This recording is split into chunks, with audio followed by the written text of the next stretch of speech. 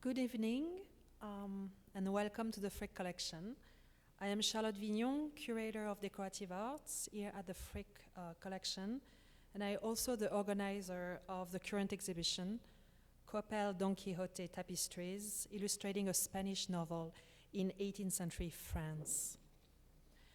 A masterpiece of comic fiction, Cervantes' Don Quixote enjoyed a great popularity from the moment it was published in 2 volumes in 1605 and 1615. Reprints and translations spread across Europe, captivating the continental imagination with the escapades of the knight Don Quixote and Sancho Panza. The novel's most celebrated episodes inspired a multitude of paintings, print, and interior decorations. Most notably, Charles QuAppelle, painter to Louis XV, created in France a series of 28 cartons to be produced by the Gobelin Tapestry Manufactory in Paris. The series is the subject of this exhibition in the 2 galleries next door, and if you have not seen it, I really encourage you to see it after the lecture. The galleries will remain open until 7:30. Tonight, it's my great pleasure to welcome a tapestry expert, Dr. Koenraad Brosens, to the Frick Collection to speak on the phenomenon of Don Quixote tapestries in 18th century Europe. Dr. Brosens is a specialist in Flemish and French tapestry from the 17th and 18th centuries. He earned his PhD in the history of art at the Catholic University of Leuven in 2002, and has since served a postdoctoral fellow at the Flemish Science Foundation, associate professor in the art, visiting professor at the University of Pennsylvania and the University of California, Berkeley. He is an elected member of the Belgian Royal Academy of Archaeology and has chaired numerous international conferences on European art and tapestries. His expert knowledge extends from the designer, the weavers, the collectors, the research, to the socio-economical networks that define the history of tapestry production. Please join me in warmly welcoming Koenraad Brosens to the podium.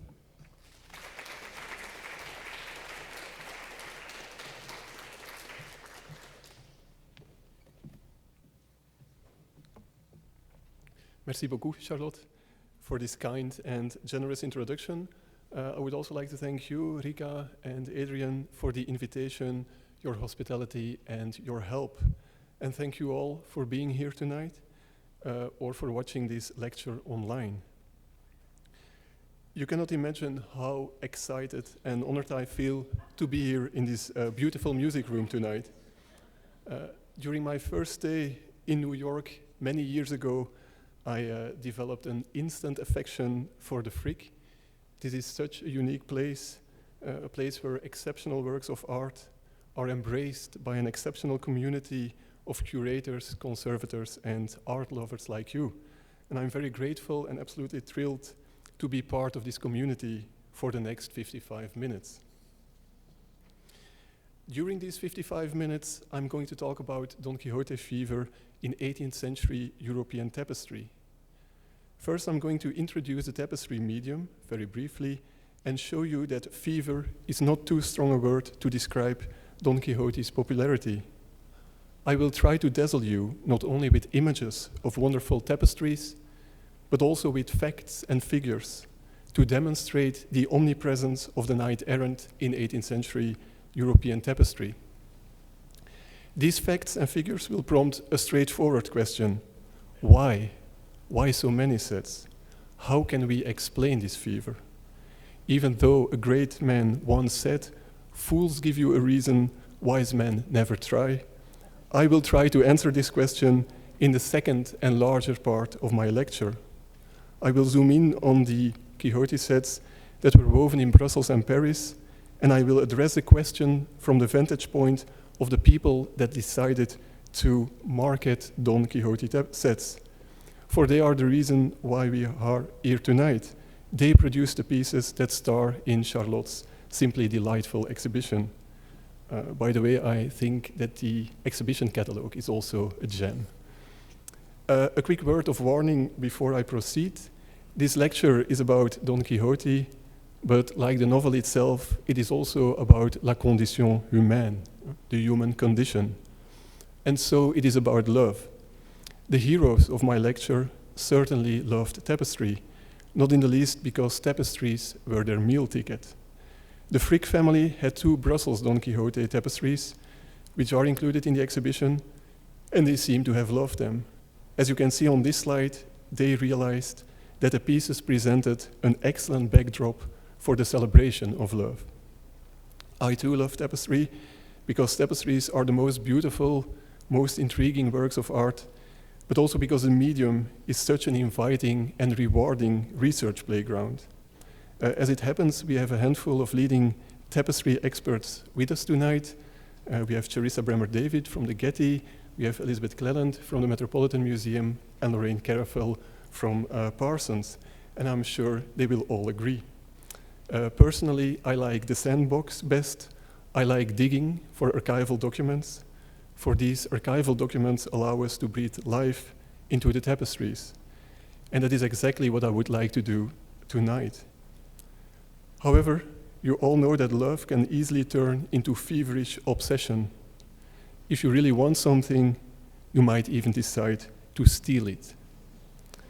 The heroes of my lecture certainly liked theft. They like to steal ideas and images, as we are about to discover. And I must confess that, like most, if not all academics, I too like to steal ideas, images, and quotes, though we academics, we prefer to call it appropriation and research.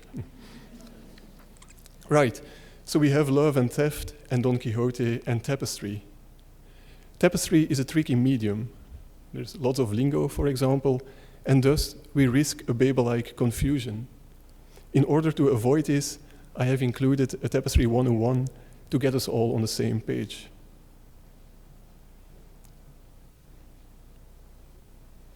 A tapestry set or a tapestry series comprises 2 to 12 or more scenes. These scenes were created by 1 or more tapestry designers. He or they painted small-scale designs. These could be drawings or oil paintings.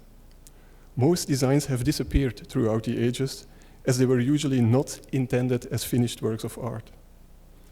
The tapestry designers and/or assistants used the designs as models to create full-scale colored paintings that could be used by the tapestry weavers. These full-scale paintings are known as cartoons. Cartoons could be painted in watercolor on paper, but also, and especially in the late 17th and 18th centuries, in oil on canvas. The cartoons were used by the weavers to produce 1 or more editions of the set. Cartoons were often passed on from generation to generation and could be used 20 to 50 times throughout the ages.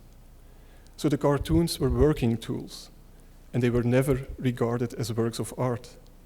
As a result, about 99% of the cartoons have disappeared, and the ones we still have are in poor condition.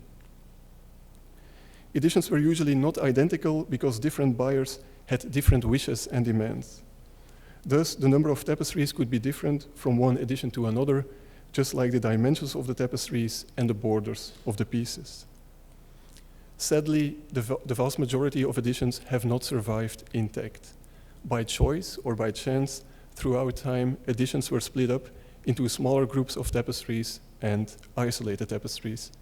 It is thus possible that, let's say, a tapestry that is now at the Louvre in Paris and a tapestry that is now at the Art Institute of Chicago once made part of the same edition. I would also like to stress that tapestry production was very capital intensive.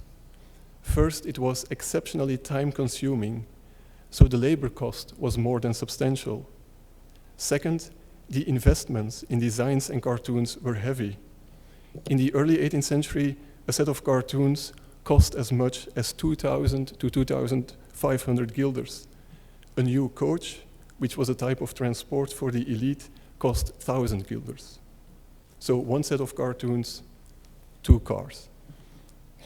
And last, but certainly not least, the expensive material used to produce tapestries raised the cost.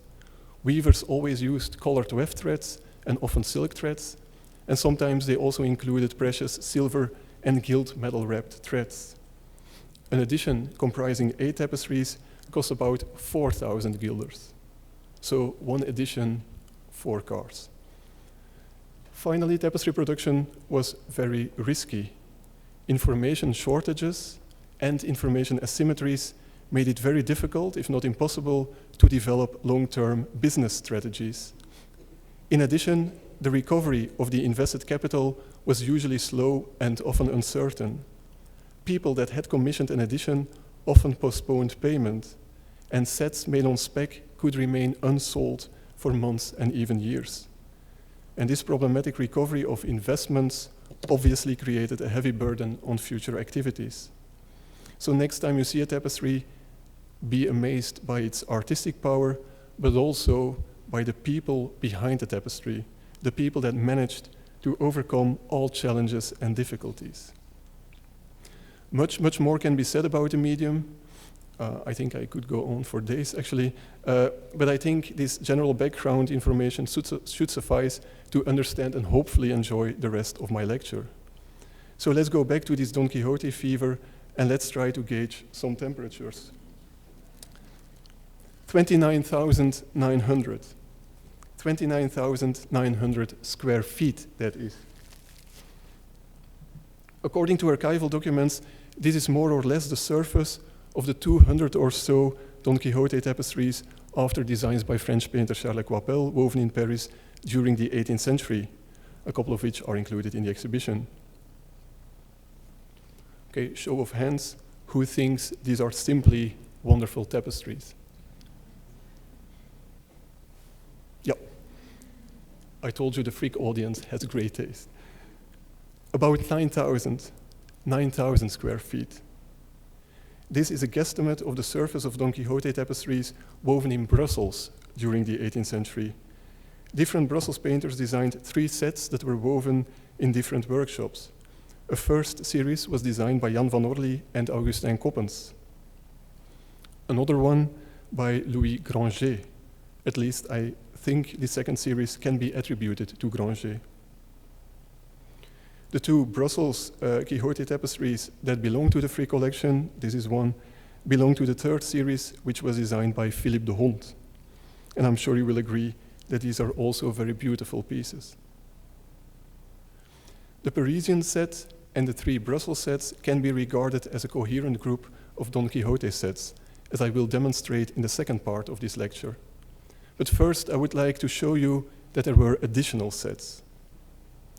One of these measured 4,476 square feet. This is a surface of the 79 tapestries woven in Naples between 1757 and 1779. They were designed by a team of Italian painters who, as you can see on this slide, based themselves on the designs by QuAppelle. The tapestries are now at the Palazzo del Quirinale in Rome. 5,719 square feet.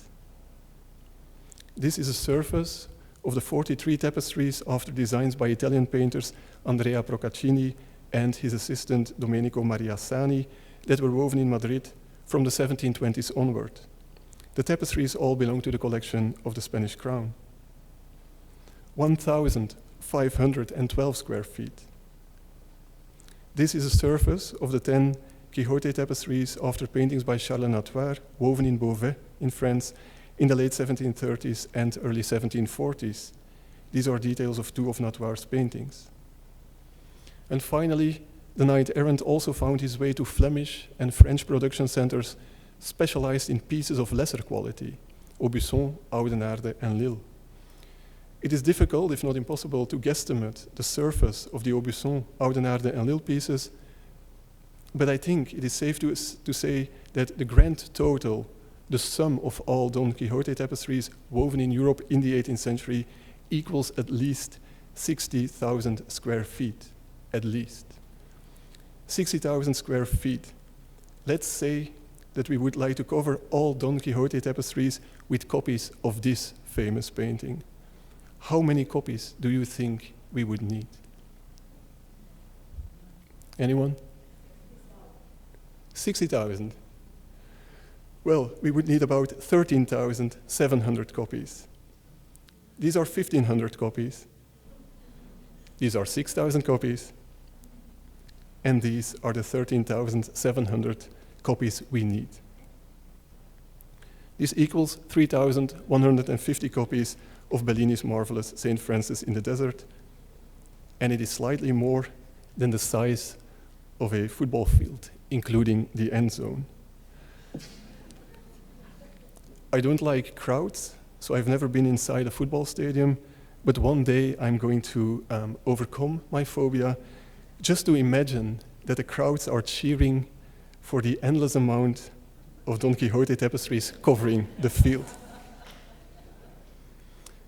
Now, let's assume, just for fun, that all Don Quixote tapestries were woven by one single weaver. How many years do you think that weaver would have needed to finish all pieces? Let's say he started on January the 1st of the year 1000. Anyone? How many years do you think he would have needed? Nobody.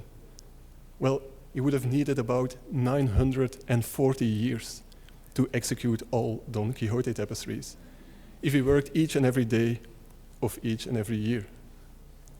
I realize that this kind of fooling around with numbers and guesstimates is, from a methodological point of view, not completely sound, to say the least, but I like doing it anyway because it helps us to visualize and to really understand just how important Don Quixote was in European tapestry of the 18th century.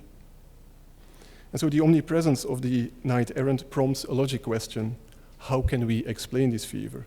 And I will now try to tackle this question by zooming in on the Brussels and Parisian sets. I will approach this issue from the supply side, from the vantage point of the workshop directors that decided to invest in Don Quixote designs, cartoons, and editions. We will start off in Brussels, where we will meet Urbanus Leyniers. Urbanus Leyniers was the first 18th century producer who executed Don Quixote tapestries. We will try to get inside his head and try to understand the reason why, in the winter of 1712, 1713, he decided to commission a set of cartoons from Brussels painters Jan van Orly and Augustin Coppens. We will then travel to Paris, to the royal manufactory of the Gobelins. In the winter of 1714, its CEO, so to speak, commissioned a second 18th century set, the one designed by Charles QuaPaille. We will see that in the 1720s, QuaPaille's compositions were disseminated in Europe through engravings after his paintings. And these engravings will take us back to Brussels. I will first, very briefly, discuss the Quixote set produced by Jean-Baptiste Vermillon and possibly designed by Louis Granger, but our main focus will be the Don Quixote set commissioned by Peter van den Hecke and Gaspar van der Borgt and designed by Philippe de Hond. We start with Urbanus Leyniers. The date is June the 7th, 1702, and Urbanus Leyniers, director of the Sol Dye Works in Brussels, gets out of bed. It is going to be a big day. It's going to be the first day of his new life.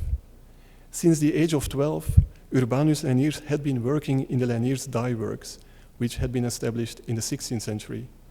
He had first been trained by his father, Gaspar Leyniers. He had then worked under his father's supervision, and in the beginning of 1702, he had succeeded his father as director of the firm. Throughout the years, Urbanus Leyniers had always been amazed by the sheer complexity of the dyeing process. Dyeing wool and silk in all different colors and shades required by the tapestry producers was extremely difficult. The number of ingredients was, all in all, rather limited, but finding the right mixture and balance, the cooking, the constant stirring and checking, that was all very delicate and required a lot of know-how and expertise. Urbanus Leyniers had always admired his father. For Gaspar Leyniers had never been content with using the same recipes over and over again. He had spent days and nights, weeks and months, experimenting with dyes, fixatives and temperatures, trying to optimize and perfect the dyeing processes. As you can see on this slide, he had even hired a man from a faraway country who had learned him how to dye the couleur de feu, which was a very bright red. The efforts and investments had paid off. Gaspard Leniers had managed to overshadow all other dye works in Brussels. So by the end of the 17th century, the Leniers dye works enjoyed a monopoly position, all thanks to the carefully developed, unique, and most secret technological know-how. When Gaspard Leniers had retired, he had entrusted his son with all secret recipes. Urbanus Leniers, however, had always felt a bit like a fraud.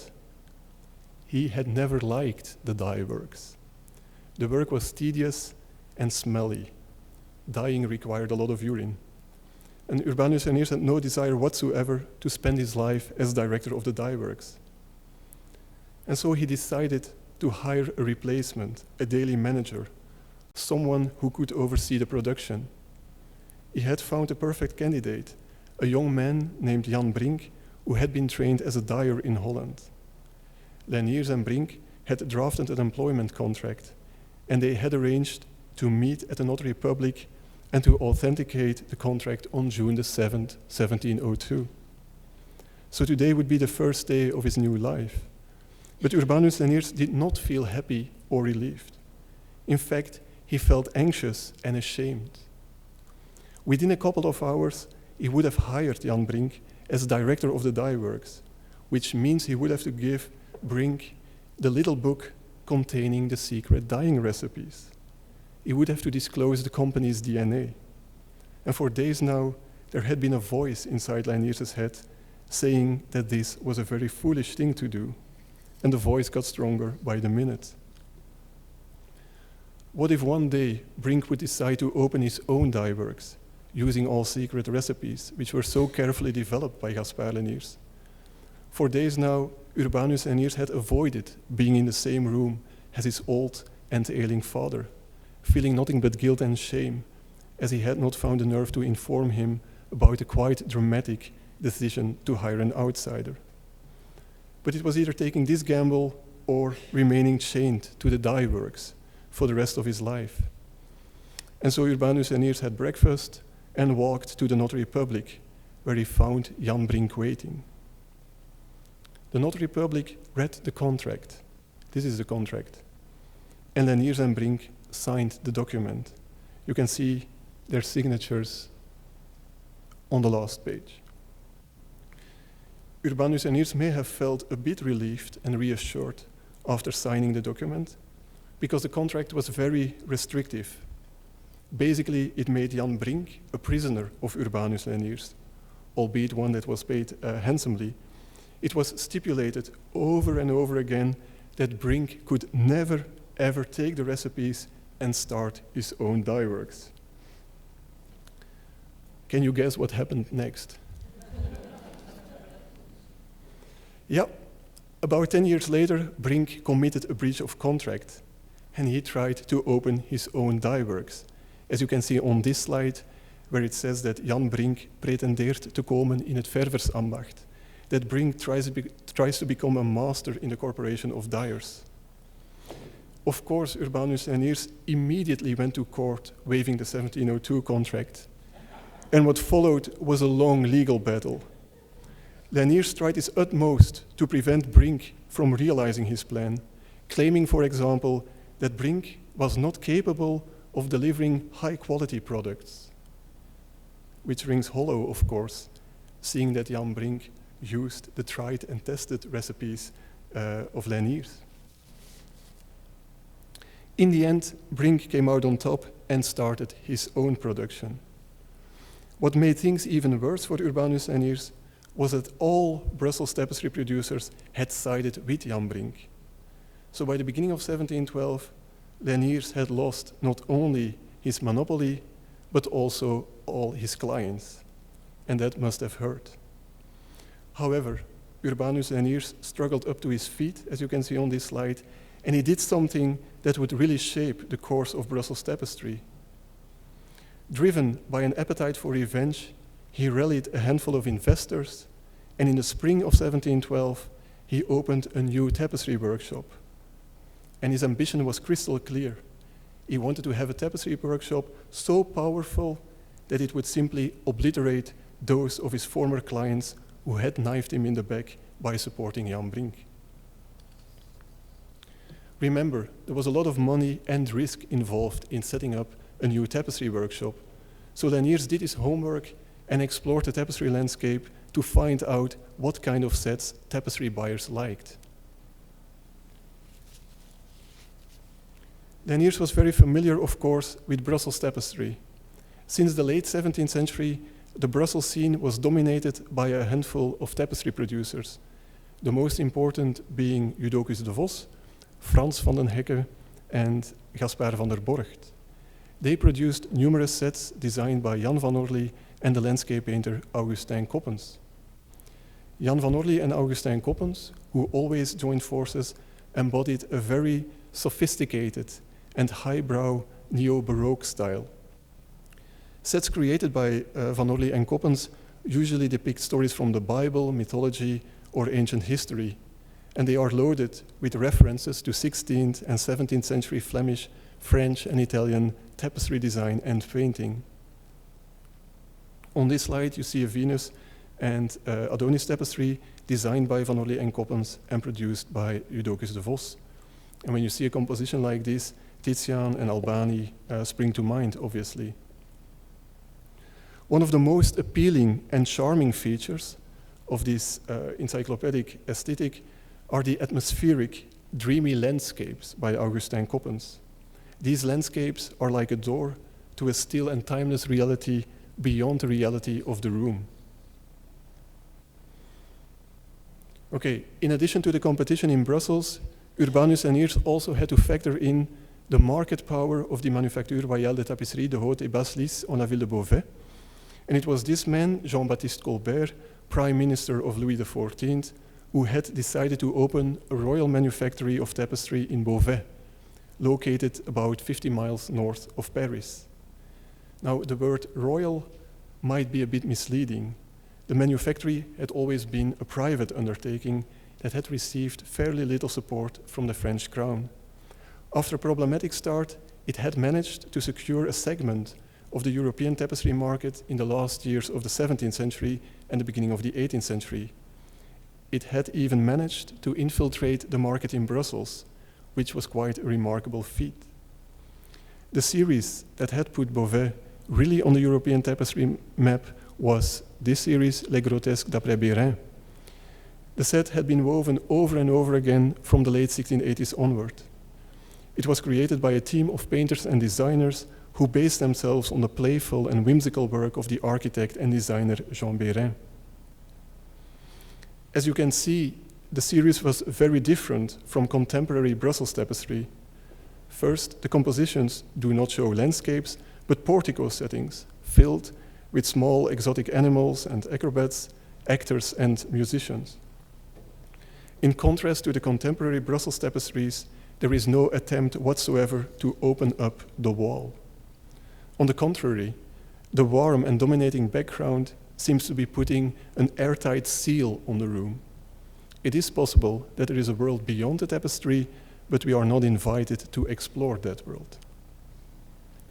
Second, the subject matter is also very different from contemporary Brussels tapestry.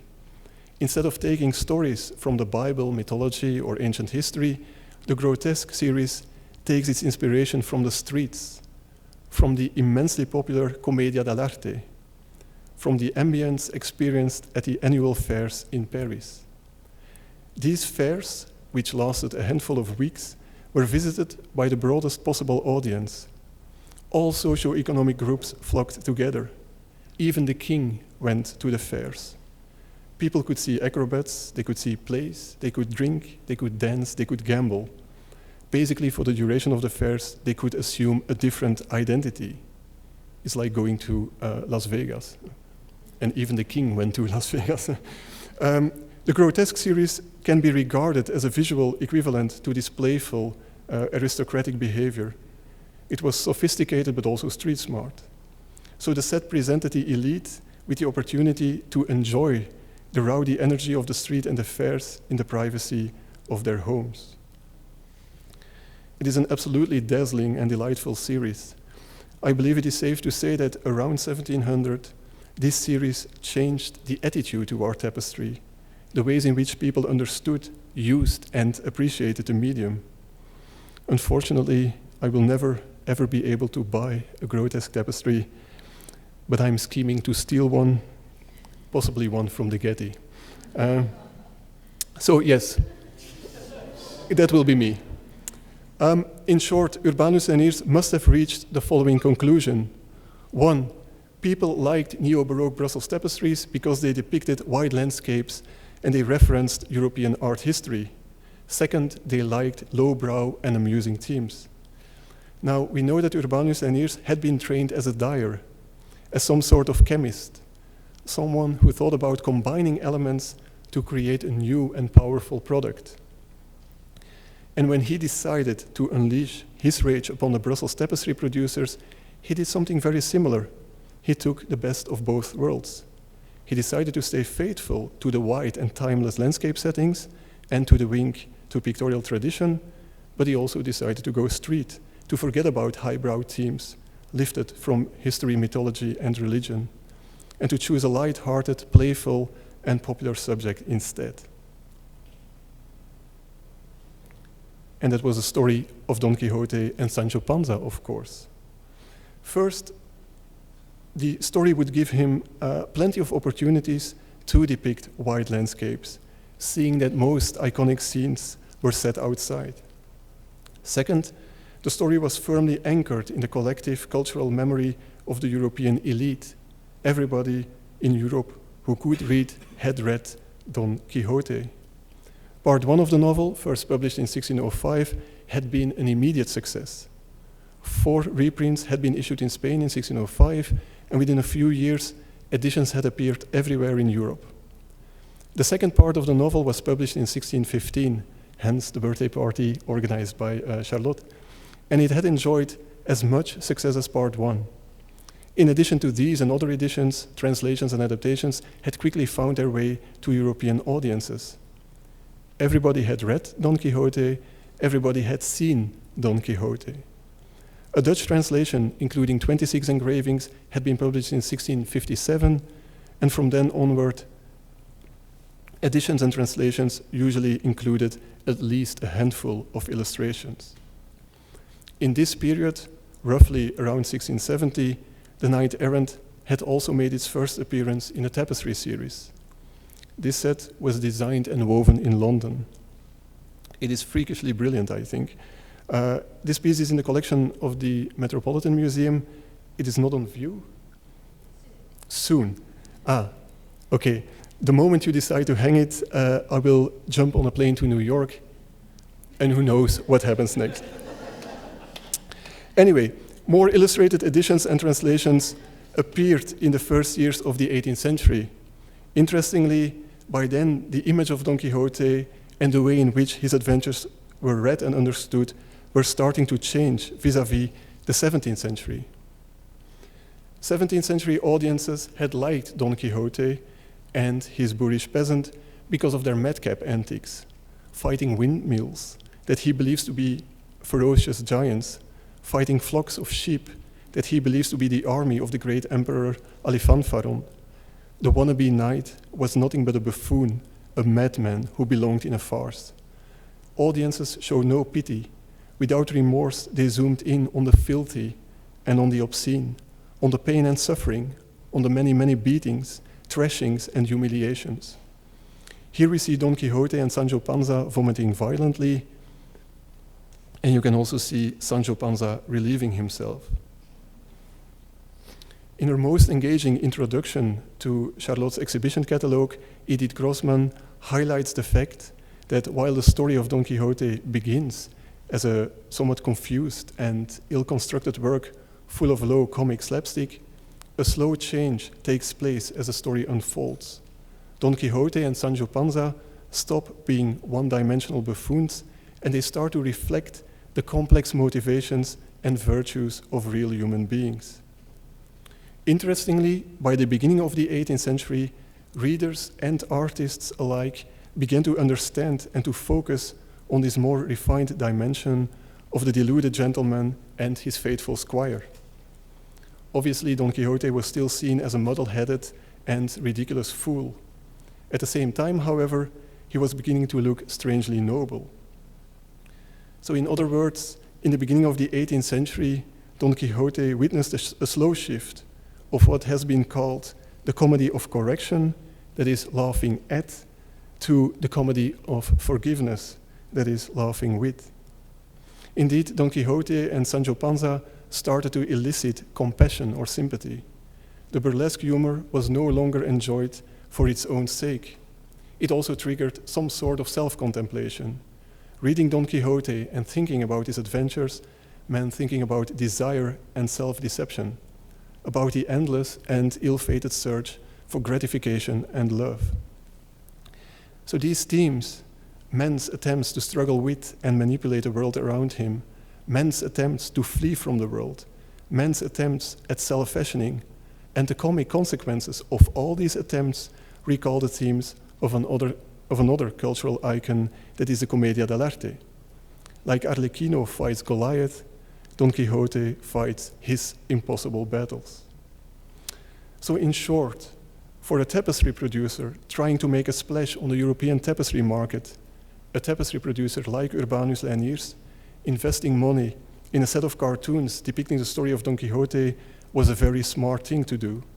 And so Urbanus Leniers commissioned a set of Don Quixote cartoons from Jan van Orly and Augustin Coppens. As the first edition of the series was delivered in 1715, it is very likely that Van Orly and Coppens worked on the project in the winter of 1713-1714. Van Orly and Coppens probably designed 7 scenes, all taken from Book 1. The compositions reflect the transition to a mild and sympathetic view of Don Quixote and Sancho Panza. Their foolishness remains at the core of the set, but there is also a sense of kindness and ennoblement. The landscapes by Augustin Coppens certainly add to this benign atmosphere, just like Jan van Orly's habit of referencing art history and pictorial tradition. For example, Jan van Orly included a couple of winks to Raphael's iconic rooms in the Palace of the Vatican. We have Diogenes from the School of Athens, disguised as Don Quixote fighting the windmills, and Van Orly uses a man from the fire in the Borgo to depict the poor Don Quixote as he is tied to the window of an inn by what he believed were damsels in distress. While Urbanus Leniers was producing the first edition of his new and unique Don Quixote series, and while his rivals in Brussels were most likely green with envy, a French nobleman was also starting to realize that Don Quixote and tapestry could be a perfect match. So we're going to Paris now to explore the tapestry set that is at the heart of Charlotte's exhibition. The French nobleman is Louis-Antoine de Pardaillon de Gondrin, better known as the Duke Dante. The Duc d'Antin was Directeur Général des Bâtiments du Roi, which translates roughly as General Director of the King's Buildings. This means he had to coordinate all building and decoration works at the royal palaces, and he was also in charge of the production of porcelain at Sèvres and the production of tapestries at the Manufacture des Meubles de la Couronne au Gobelin in Paris, better known as the tapestry manufactory of the Gobelin or simply the Gobelin. This manufactory had also been established by Jean-Baptiste Colbert in the early 1660s. We have already met Colbert when I talked about the tapestry manufactory in Beauvais. And you might remember that I told you that the Beauvais manufactory was, for all intents and purposes, a private undertaking. The manufactory in Paris, on the other hand, had been established as a royal manufactory in the strictest sense of the word. In the 1670s, 80s, and 90s, it had been funded almost completely by the French crown, and the production had been geared exclusively towards the fabrication and celebration of Louis XIV, the Sun King. However, in the 1680s and 1690s, the Sun King had needed his money for other purposes, mainly warfare, as you probably suspected. And between 1694 and 1699, the Gobelin had been forced to stop the production of tapestries. However, in 1699, the production had been revamped. The new directors had learned that the French king alone was not a solid client base, and they had immediately tried to devise a more commercial strategy to infiltrate the European tapestry markets. In the early years of the 18th century, so right about the time Urbanus Laniers had hired Jan Brink, the Gobelins had started to produce a very successful series, one that was very different from contemporary Brussels tapestry, but one that was certainly inspired by the Beauvais grotesque. This series was the Portière des Dieux, which translates as door hangings of the gods. The tapestries depict small central scenes that are surrounded by highly decorative alentours, showing little animals, flowers, and other charming props. Clients could choose the dominating background color so that the tapestries, which were rather small, could easily blend with the overall color scheme of the intimate Régence and Rococo interiors they had to adorn. Still in the beginning of the 18th century, the Gobelins also produced this very similar set, Les 12 mois grotesques par bande, so the 12 grotesque months in strips. Inspired by the success of this aesthetic and by the widespread success of the story of Don Quixote, in 1714, the Duke Dante decided to commission a series of Don Quixote cartoons.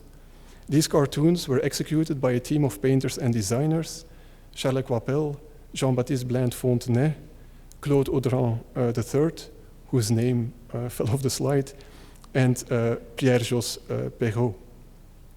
It is not completely clear if the Duc d'Antin was aware of the fact that Urbanus Laniers was producing a Don Quixote set in Brussels at the very same moment. It is possible. There were a lot of contacts between Flemish and French tapestry and art entrepreneurs, but somehow I'm inclined to believe that Laniers and the Duc d'Antin just happened to have the same idea at about the same time. Be that as it may, Charles QuAppelle painted the first scene, Don Quixote is knighted by the innkeeper, in 1714.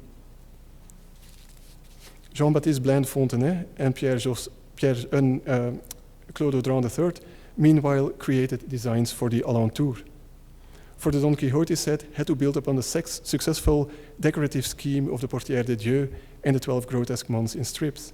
This means that the scenes by QuAppelle would be woven as if they were small oil paintings framed by a trompe-l'œil carved and gilded wooden frame, which appears to be hung on a wall covered in fabric. The scenes were then surrounded by animals, flowers, and all kinds of props related to the story of Don Quixote. Between 1715 and 1718, QuAppelle painted 14 more scenes. The production of the first edition, however, already started in 1715. Between 1719 and 1734, QuAppelle designed 12 more scenes. In 1751, he painted the final scene, bringing the total to 28. 20 paintings illustrate scenes from the second and more refined part of the novel. In addition to being a painter, QuAppelle was also a playwright. In 1712, at the age of 18, he wrote his first play. And by now you can guess its title. It was called Don Quixote. QuAppelle's career as a playwright never took off, but his interest in the stage can be seen in his paintings that have a pronounced theatrical style. His paintings certainly depict a rather fanciful and very elegant interpretation of the characters and adventures of the knight errant.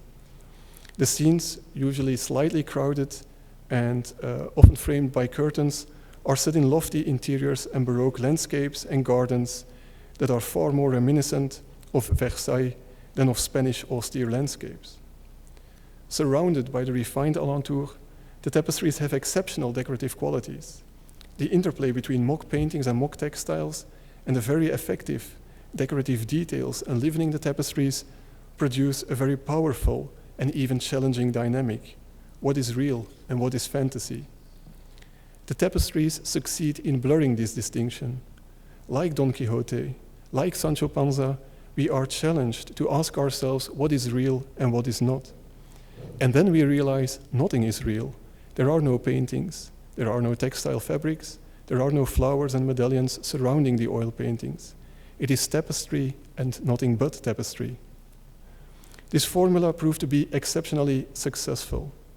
More than 200 Don Quixote tapestries after QuAppelle were woven at the Gobelins throughout the 18th century. The last piece was finished in 1794, so 5 years after the French Revolution. While QuAppelle's scenes did not change, the decorative surroundings were refashioned 6 or 7 times to adapt to new tastes. The tapestry set was a success, but QuAppelle never received royalties from the sale of tapestries. He was only paid for his oil paintings. However, he found another way to make more money from his Don Quixote series. QuAppelle decided to publish prints after his paintings, and he was by no means the first painter trying to make a profit from selling prints. In 1721, while he was still busy developing the cycle, QuAppelle and 3 business partners recorded a contract detailing the ambitious project. The first engraving was published in 1723, and by the end of 1724, 20 engravings were finished and appeared in a large album. Some of the most famous printmakers of their time, such as Charles-Nicolas Cochin the Elder and Bernard L'Épicier, were involved in the project. And you can see that the engravings depict QuAppelle's compositions without the decorative surroundings. In 1726, QuAppelle advertised the Don Quixote engravings and 6 engravings after his designs of scenes from Molière in the Mercure de France. The Mercure de France was a widely read gazette and literary magazine. QuAppelle even thanked the buyers of his Don Quixote engravings directly, and I quote, "Do not be surprised that I pay tribute to you. Please consider it to be a token of my gratitude. I'm grateful to you because you have so very well received my engravings of Don Quixote." End of quote. And the engravings indeed were very successful. Thousands and thousands of sheets were printed and sold separately or in sets. QuAppelle held onto the copper plates until his death in 1752. The catalogue of the posthumous sale of his estate lists 25 plates depicting Le Roman de Don Quixote. QuAppelle further had 6,700 proofs and sheets. The entry further states that the auctioneer was going to add another unfinished plate, revealing that the project was still being developed around 1750. So in short, QuAppelle succeeded in developing a major and successful project. And of course, you know what happens when people have a good idea. Other people steal it. In 1724, right at the start of his engraving project, QuAppelle had successfully applied for a royal printing privilege, which means he got a limited copyright protection. But of course, there was no such thing as the copyright police. And as early as 1725, copper engravings of QuAppelle's paintings appeared in an English edition of the novel. These engravings were executed by Gerard van der Gucht, who never asked QuAppelle for his consent, obviously.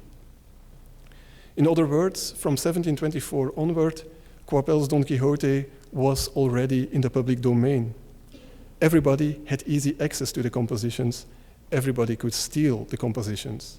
And that is what Gerard van der Gucht did in England, and that is what the tapestry designer did in Brussels. So we are now going back to Brussels.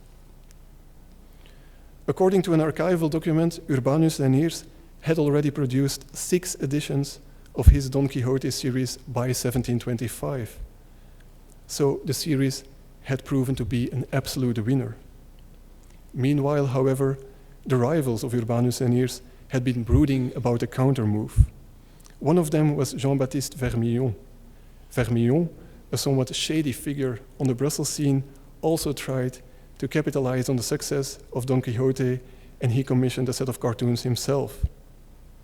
This set has never been studied, and it is very hard to locate Quixote tapestries by Vermillon, let alone find decent images of the pieces, which all seems to suggest that the set was not very successful. I think the designs can be attributed to Louis Granger, a lesser-known painter, and I think he painted the cartoons in the late 1710s, shortly after Urbanus Leniers started to market his set. But someone should really start digging for more data on this set. So if there is a young and bright student interested in studying the series by Vermillon, send me an email and I will help you getting started. The third Brussels series was far more successful. not in the least because it was based on QuAppelle's compositions.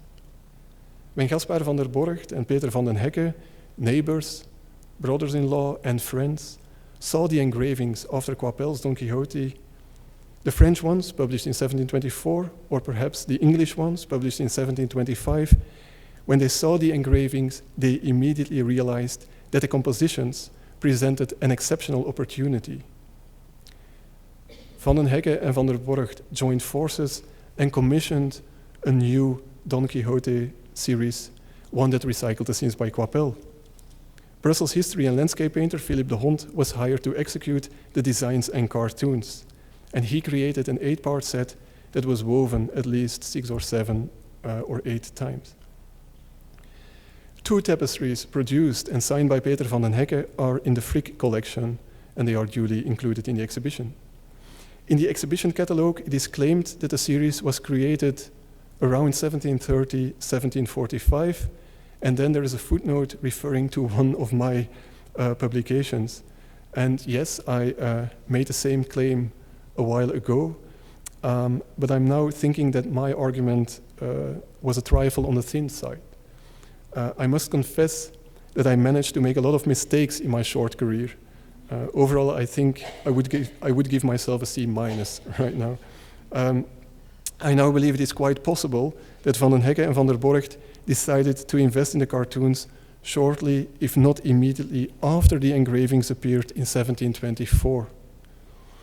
This new idea is inspired by my growing familiarity with de Hond's stylistic development, but this new date would also explain why, between 1725 and 1735, Urbanus Leniers only sold one more edition of his Don Quixote set, and why the set produced by Vermeil seems to have been a stillborn project. These 2 sets would have been overshadowed by the new and far more fashionable alternative available on the market. Be that as it may, Van der Borgt, Van den Hecke and de Hond did not go for copies of the Gobelin tapestries. In fact, there's a good chance they did not know that in Paris the scenes were only a small part of a much wider and more intricate composition. By 1725, the Gobelin pieces had not yet found their way to the tapestry markets proper, and the engravings did not show the decorative surroundings. Instead, Van der Borgt, Van den Hecke and de Hond decided to borrow compositions and figures from QuAppelle and to transpose them to wide landscapes, thus staying faithful to the Flemish tradition. QuAppelle's compositions, however, were not large enough to fill large landscapes, so de Hond had to combine figures from different engravings and add other figures that cannot be found in the engravings. For example, in the Frick tapestry showing the arrival of the shepherdesses at the wedding of Camacho, the young girls dancing and the wedding guests are taken from QuAppelle's scene of the same subject, but the figures of Don Quixote and Sancho Panza come from another scene, i.e. the entrance of love and treasure at the wedding of Camacho. De Hond's series seems to have been a hit. We know that Austrian Empress Maria Theresa, for example, bought a Don Quixote edition from Van den Hecke.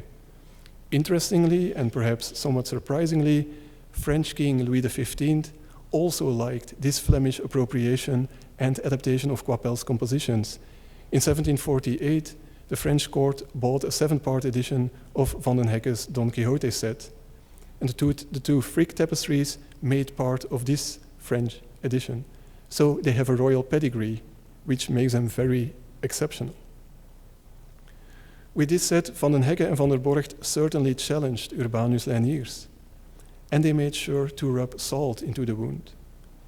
For 2 scenes of the 8-part set designed by de Hond were not taken from QuAppelle, but were more or less copies of the scenes produced by Urbanus Leniers. On the left, you see a detail of a tapestry depicting Don Quixote carried away in a cage, woven at the Leniers workshop. On the right is a detail of a tapestry depicting the same scene woven at the Van den Hecke and Van der Borgt workshops. So that was another left hook in the face of Urbanus Leniers.